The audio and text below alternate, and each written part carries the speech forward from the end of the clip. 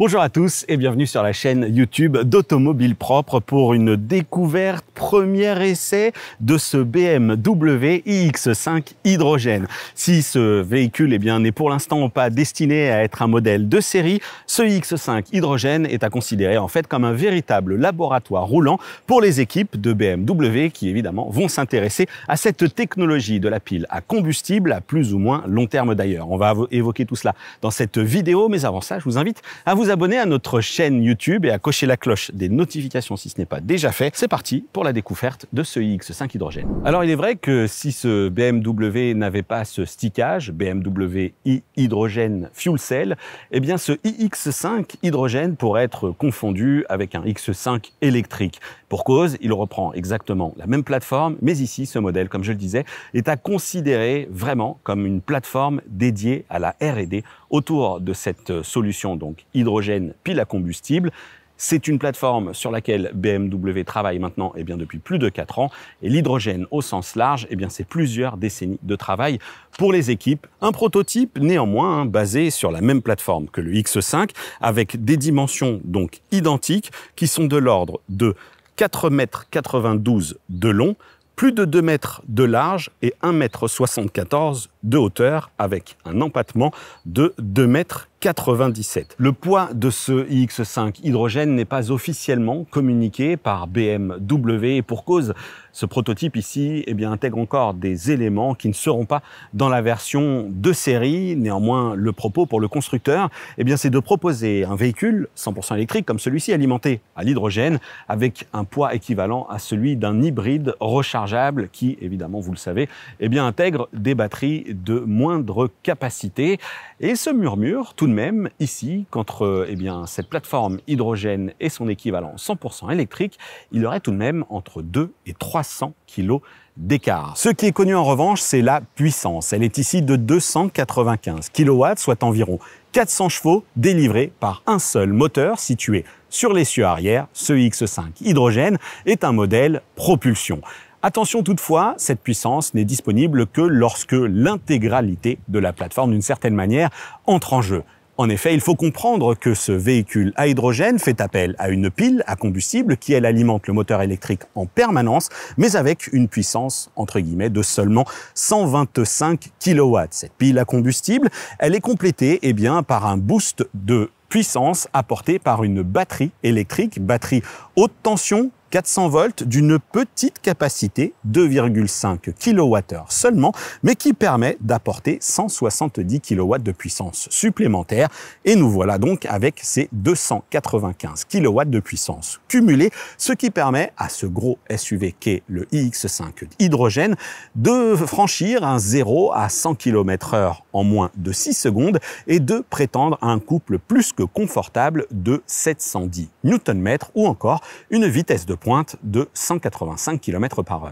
Alors ce BMW iX5 hydrogène reprend les codes couleurs de la gamme i de chez BMW, des véhicules électriques, vous le voyez, j'ai ouvert le capot parce qu'on va y revenir dans un instant, mais des touches de bleu ici au niveau de la calandre, des touches de bleu ici au bas de caisse avec les ouïes pour ses admissions d'air, du bleu aussi sur ces impressionnantes jantes ici, 22 pouces, du bleu aussi ici et autour du logo. Alors si j'ai ouvert le capot, c'est tout simplement pour revenir très rapidement sur l'un des éléments qui fait le sujet de travail spécifique dans ces phases de R&D, à savoir la calandre. Elle a été ici imprimée en 3D par les équipes de BMW, tout simplement pour gérer le flux d'air. Et oui, à l'inverse d'un véhicule 100% électrique, les modèles à pile à combustible chauffent et ils ont besoin d'être refroidis. Mais ce flux d'air, il est aussi important dans justement cette plateforme à hydrogène qui a besoin d'être alimentée par de l'hydrogène, mais aussi par de l'oxygène pur. Et c'est pourquoi, sous le capot, on a ici ce grand cache sous lequel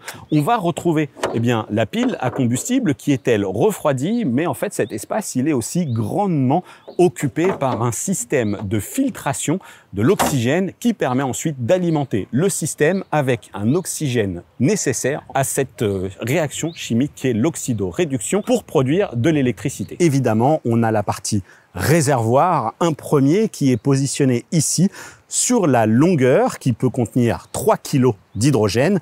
Et en fait, ils sont disposés en forme de T puisque le deuxième réservoir est disposé cette fois-ci au niveau des sièges, à l'arrière, sur la largeur. Et il peut lui aussi contenir 3 kg. C'est donc 6 kg d'hydrogène qui sont stockés ici à 700 bars et qui promettent une autonomie d'environ 500 km grâce à une consommation qui est annoncée de environ 1,2 kg d'hydrogène au 100 km. Me voilà installé au volant de ce iX5 hydrogène qui, à n'en pas douter, effectivement est une BMW. C'est vraiment un X5 qui a été déshabillé, réassemblé pour accueillir cette plateforme avec la pile à combustible et ce réservoir, ces réservoirs d'hydrogène. Quoi qu'il en soit, c'est vrai qu'à bord, c'est une BMW avec une instrumentation qu'on connaît et c'est une BMW hydrogène et donc électrique. Et l'électrique, eh bien, on retrouve ici tout de suite cet agrément, le silence à bord, évidemment, et des accélérations et des relances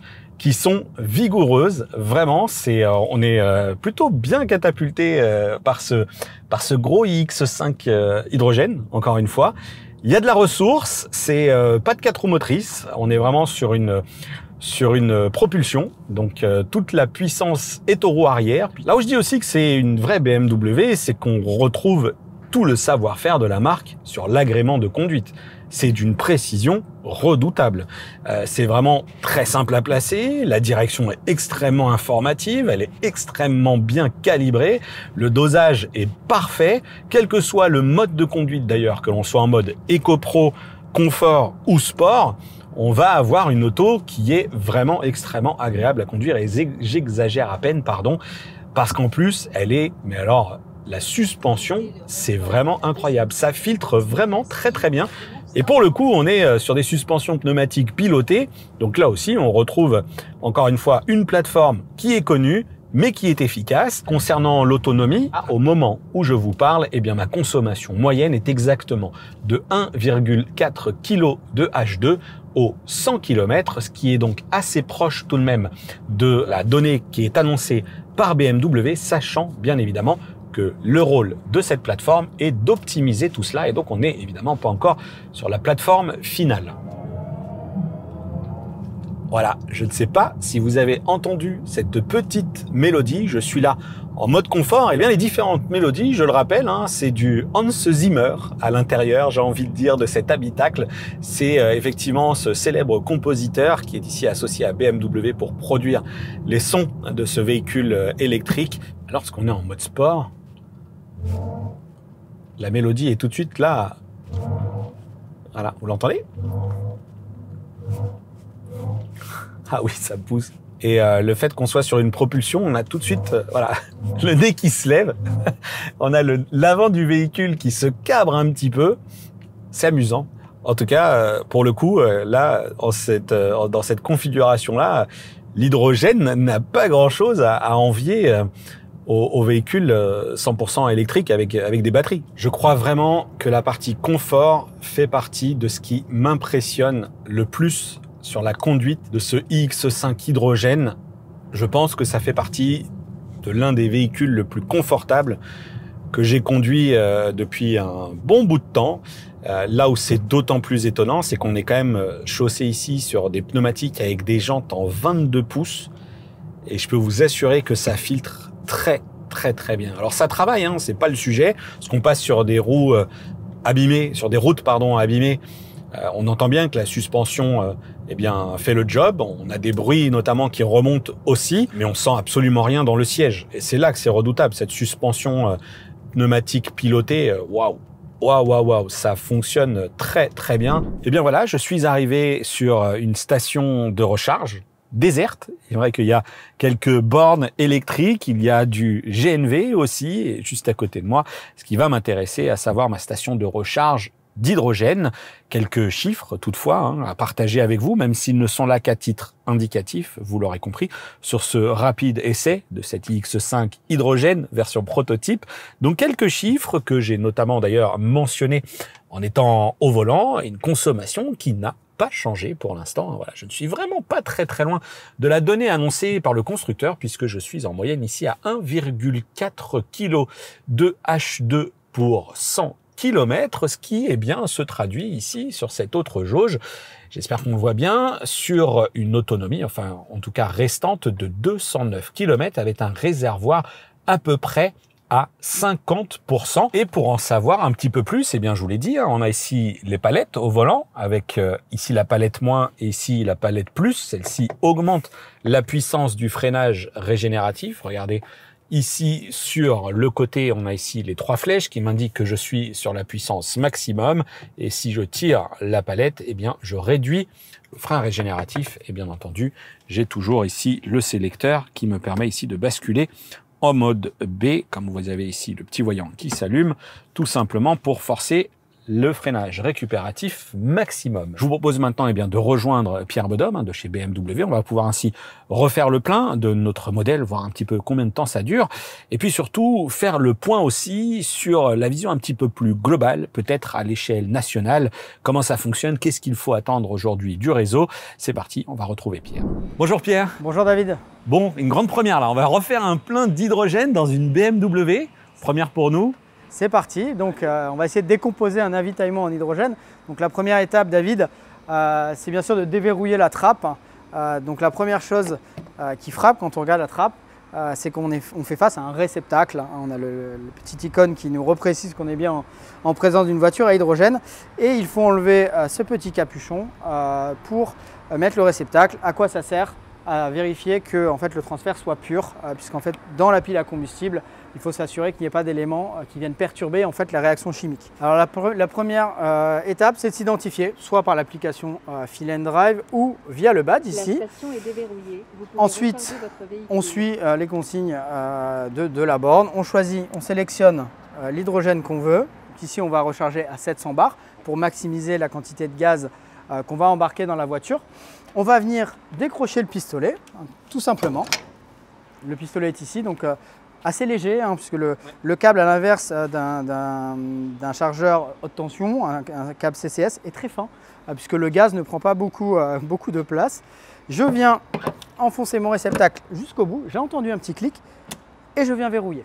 Ensuite, je viens appuyer ici, sur le bouton vert, et là, la borne et la voiture vont rentrer en communication. Allez, j'ai lancé le chrono, on va voir combien de temps ça prend. C'est une communication infrarouge. Le but, c'est de savoir combien de kilos d'hydrogène la station va envoyer dans la voiture. Donc, première connexion, on entend les petits bruits, là on fait des tests. Et on va voir, en tout cas pendant le remplissage, qu'il y aura plusieurs phases. Des phases d'envoi de gaz, un nouveau test pour voir combien on va remettre de gaz, et ça va repartir. Donc on pourrait avoir tendance à croire que c'est terminé, mais c'est juste un recalcul. On envoie du gaz sous pression à 700 bars dans un petit réceptacle. Donc là, ici, il y a du passage de gaz sous pression. Et donc, on le verra au fur et à mesure du remplissage que le pistolet va devenir un petit peu congelé. Oui, en fait, on envoie du gaz réfrigéré pour éviter que cette zone soit trop chaude. Pierre, pendant que l'opération est en cours, qu'est-ce qu'on peut se dire aujourd'hui sur, au-delà de peut-être l'ambition, puisque là vous le voyez, c'est vraiment une plateforme de développement. Oui. Qu'est-ce qu'on peut se dire autour de l'hydrogène, sur les projets BMW, sur le réseau? Comment aujourd'hui le grand public peut être sensibilisé à l'hydrogène et comprendre ce qui se passe chez nous? Alors, la première chose, c'est de voir que des voitures qui fonctionnent à l'hydrogène, ça existe. Il y a des phases de test, il y a des modèles commercialisés sur le marché. On peut voir grâce à cette station qui est sortie de terre il y a très récemment que le réseau se développe. Pour faire simple, il faut imaginer qu'on est au début d'une phase qui s'est déroulée il y a 10 ans pour les voitures électriques. Donc on a des stations qui sortent de terre, des opérateurs qui s'approprient le sujet de l'hydrogène. Et là, on a vraiment une croissance du réseau, un maillage géographique qui se densifie. Ici, en Vendée, entre La Roche-sur-Yon et les Sables d'Olonne, on a déjà 2 stations sur un rayon de 50 km. À Paris, on a plus de 6 stations en Ile-de-France. La région de Lyon, Chambéry a également un développement exponentiel. Ce qu'il faut savoir, c'est que les applis sont déjà là. On a un modèle électrique qui a bien fonctionné. On va essayer d'aller plus vite en se rappelant ce qu'on a fait. Donc l'interopérabilité qui est très importante et qui est déjà en train de se développer. Des applications qui fonctionnent, la facturation en direct. Ça va aller plus vite que l'électrique. Est-ce qu'on peut imaginer que demain, BMW entre dans un consortium et que vous proposiez un peu comme on peut l'avoir dans différents schémas, différents constructeurs, des tarifications peut-être préférentielles auprès des de ces opérateurs ou c'est encore un peu tôt pour Il est encore un peu tôt pour le discuter. Notre voiture roule, elle est en phase de test. La phase de test n'est pas terminée. On n'est pas encore au niveau de la commercialisation. En tout cas, on est déjà intégré dans les discussions, bien sûr, puisque, je rappelle, la condition pour que cette voiture soit commercialisée dans la deuxième partie de la décennie, c'est que le maillage soit suffisant et que les stations soient approvisionnées en hydrogène vert. Voilà, c'est vraiment votre condition chez vous. Pas d'hydrogène gris et c'est aussi ce qui explique le fait que vous ne lancez pas, in fine, dans l'immédiat cette technologie sur laquelle vous travaillez déjà depuis quelques dizaines d'années. Là, ça fait plus de 20 ans sur la technologie pile à combustible et là 4 ans d'essai intensif sur cette iX5 hydrogène. Ok, très bien. Bah, écoute, merci beaucoup Pierre. Je vais juste rajouter le fait que voilà, effectivement, au moment là, on est à 1,98 à environ 4 minutes. J'ai lancé le chrono. En tout cas, c'est sûr, c'est plus rapide que la recharge d'un véhicule 100% électrique. Merci beaucoup Pierre. Je t'en prie David. Bon, bien voilà, 10 minutes 45 à peu près. Et la station me propose désormais d'arrêter la recharge avec 2380 grammes de délivré, donc en 10 minutes 50. Et là, tout simplement, j'ai juste à appuyer sur le bouton, du coup, arrêt de distribution. Ça, c'est même éteint, donc je pense que je peux aller retirer le pistolet qui, effectivement, effraie ici. Voilà, on voit bien que un petit peu de condensation. Hop, alors est-ce qu'il faut que je le... Ah oui, il est bien froid, il est même givré ici en fait. Oui, c'est même givré ici. Ok, donc hop, je déverrouille comment? Comme ça, voilà. J'ai à nouveau sécurisé le truc ou pas? Ah si, voilà, tac.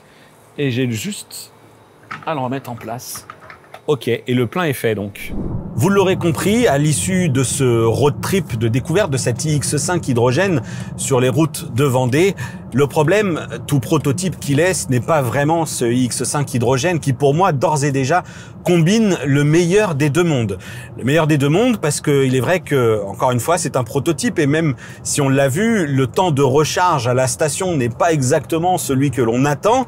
Une deuxième procédure de recharge nous a permis quasiment de le diviser par deux. S'il a fallu environ 10 minutes pour injecter les 3 kg, un peu moins de 3 kg d'hydrogène dans mon modèle, il a fallu environ 5 minutes à un autre véhicule d'essai. Donc encore une fois, c'est un prototype qui doit encore communiquer avec son infrastructure et donc ça, il va falloir que ça s'améliore pour atteindre les performances records que l'on attend sur ces véhicules hydrogène. Mais néanmoins, là où je dis aussi qu'il combine le meilleur, c'est que le temps de recharge sera relativement court, voire même très court, et surtout on retrouve tout l'agrément d'un véhicule électrique. Ça fonctionne bien, donc c'est un bon véhicule, extrêmement bien amorti, comme je le disais, et agréable à conduire. Le véritable problème, vous l'aurez compris encore une fois, c'est le réseau de recharge, le maillage de ces fameuses stations de recharge par hydrogène, qui nous ramène à notre schéma des stations de recharge il y a quelques années en arrière pour les véhicules 100% électriques, mais qui, là, soulève un double problème. C'est que non seulement aujourd'hui, ce réseau de recharge est rare dans son implémentation, on a une 50aine de stations qui sont disponibles sur le territoire, mais non seulement elles ne sont pas toutes ouvertes au public, mais en plus, l'hydrogène qui y est distribué est massivement produit de manière grise, c'est-à-dire que c'est de l'hydrogène gris qui est produit à partir d'énergie fossile et c'est pour cela que nous sommes ici en Vendée pour l'essayer puisque l'hydrogène que nous avons ici injecté dans notre modèle, vous l'avez vu, c'est de l'hydrogène vert produit par Life qui utilise l'eau de mer et qui produit l'électricité nécessaire, qui puise l'électricité nécessaire à produire cet hydrogène à partir d'une éolienne. Donc tout cela, il va falloir que ça change. Ça fait notamment partie des attentes de BMW qui temporisent le déploiement de ces véhicules à hydrogène et qui utilisent des plateformes comme celle-ci pour peaufiner toujours sa plateforme. Mais on a un vrai sujet là-dessus. Pour conclure, je rappelle que BMW n'annonce aucun tarif ni aucune disponibilité pour cette iX5 hydrogène. Toutefois, l'objectif est de proposer cette plateforme à un tarif peu ou prou équivalent à un modèle justement 100% électrique de catégorie équivalente. Donc on devrait être au-delà des 130 000 euros. À titre de comparaison, même si on est sur des plateformes évidemment moins performantes et un gabarit inférieur, le Hyundai Nexo, qui est un modèle d'ores et déjà commercialisé par le groupe Hyundai eh bien, est proposée à environ 80 000 euros et l'historique Toyota Mirai est-elle proposée à partir de 72 000 euros environ. Voilà, cette vidéo touche à sa fin. N'hésitez pas à réagir. Dites-nous ce que vous pensez à la fois de ce modèle et bien évidemment du fait que BMW s'intéresse à cette technologie, en tout cas en phase pour l'instant de développement. Dites-nous ce que vous en pensez. Pensez-vous que ça a du sens? Pour quels usages? Exprimez-vous. En tout cas, ce qui est sûr, c'est que peut-être lié évidemment au stickage ici de ce véhicule, il a vraiment interpellé les gens qui sont venus à notre rencontre et qui nous ont dit, pour la plupart d'entre eux, qu'ils pensaient que c'était une technologie qui avait du sens et qui avait de l'avenir. Exprimez-vous là-dessus. Il ne me reste plus maintenant qu'à vous rappeler une nouvelle fois de vous abonner à notre chaîne YouTube si ce n'est pas déjà fait. Cochez la cloche des notifications pour être alerté de toutes nos publications. Je vous dis à bientôt pour une prochaine vidéo sur notre chaîne YouTube Automobile Propre.